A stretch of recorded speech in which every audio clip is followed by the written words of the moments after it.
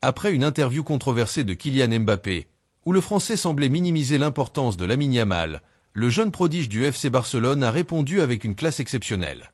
Pendant ce temps, le Barça continue d'avancer dans sa gestion financière, ce qui ouvre la voie à des signatures clés comme Dani Olmo et Jonathan Tah. Nous avons également des nouvelles encourageantes concernant le retour de Ronald Araujo.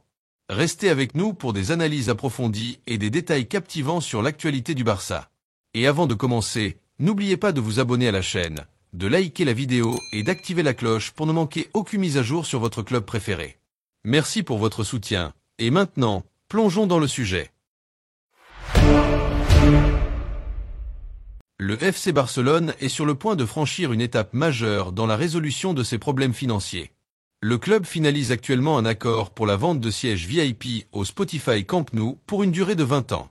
Cette opération rapportera immédiatement 200 millions d'euros, une bouffée d'air frais pour les caisses Blaugrana. Avec cette injection de fonds, le Barça sera en mesure d'enregistrer des joueurs comme Dani Olmo et Pau Victor dès le marché d'hiver, levant ainsi les restrictions imposées par le fair-play financier. Mais ce n'est pas tout. Cet accord donne également au club une marge pour renouveler des contrats cruciaux, notamment ceux de Gavi et Pedri, tout en laissant la porte ouverte à d'éventuelles signatures estivales. Ce plan est une stratégie bien pensée, inspirée d'initiatives similaires entreprises par le Real Madrid. En parallèle, le Barça a également renouvelé son partenariat avec Nike et recherche activement de nouveaux sponsors pour renforcer son modèle économique.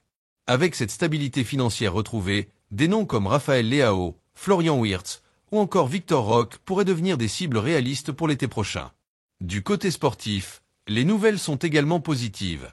Ronald Araujo, pilier défensif du Barça, est en phase finale de rétablissement après sa blessure au tendon des ischio-jambiers survenue en juillet. Depuis sa convalescence, l'Uruguayen montre des progrès impressionnants. Bien qu'il soit peu probable qu'il soit aligné ce week-end contre le Real Betis, son retour pourrait coïncider avec la Ligue des Champions contre le Borussia Dortmund ou au plus tard, contre le Ghané en championnat. Son retour est stratégique pour solidifier une défense qui, bien qu'efficace avec Pau Cubarsí et Íñigo Martínez, bénéficiera de l'expérience et du leadership de Araujo. Un autre sujet aussi important, la potentielle arrivée de Jonathan Tah, un coup magistral. Le Barça se renforce également sur le marché des transferts. Deco, directeur sportif, a récemment rencontré l'entourage de Jonathan Tah en Allemagne. Le défenseur du Bayer Leverkusen, qui a été un élément clé de l'équipe de Xavi Alonso, pourrait rejoindre le Barça gratuitement à la fin de son contrat en juin 2025. Avec son gabarit imposant, sa domination dans les airs et sa capacité à jouer dans une défense à 3, Tah est un profil idéal pour renforcer la ligne arrière des Blaugrana. Si son arrivée se concrétise, le Barça disposerait d'une défense centrale de luxe avec Araujo, Pau Cubarsí, Christensen, Íñigo Martínez et Eric Garcia. Toutefois, cela soulève des questions. Avec 6 défenseurs centraux, un départ semble inévitable. Eric Garcia, qui a exprimé son envie de plus de temps de jeu, pourrait être le candidat principal.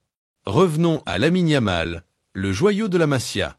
À seulement 17 ans, il continue d'impressionner le monde entier par son talent, sa maturité et sa gestion exemplaire de la pression. Face aux commentaires de Mbappé, qui semblait vouloir minimiser son importance, Yamal a répondu avec élégance dans une interview récente. « Je suis totalement serein face à ces commentaires.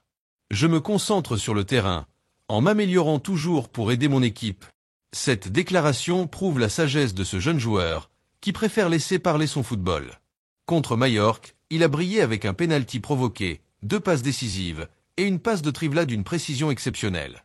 À 17 ans, il représente l'avenir de Barcelone et potentiellement du football mondial. En comparaison, Mbappé traverse une période difficile au Real Madrid. Ces 2 pénaltys manqués cette saison, combinés à une déconnexion apparente avec l'équipe, alimentent les critiques. Si Mbappé, à 25 ans, semble encore lutter contre la pression, Yamal, lui, ne fait que grandir et s'affirmer comme un joueur d'exception. Entre la gestion financière intelligente du Barça, le retour imminent de Ronald Araujo, les négociations prometteuses pour Jonathan Tah et l'émergence de Lamine Yamal, le club catalan a de quoi envisager l'avenir avec optimisme. Les défis restent nombreux, mais les Blaugrana montrent qu'ils savent les relever avec brio. Si vous avez apprécié cette analyse, n'oubliez pas de liker la vidéo, de vous abonner et d'activer la cloche pour rester informé de toutes les actualités du FC Barcelone.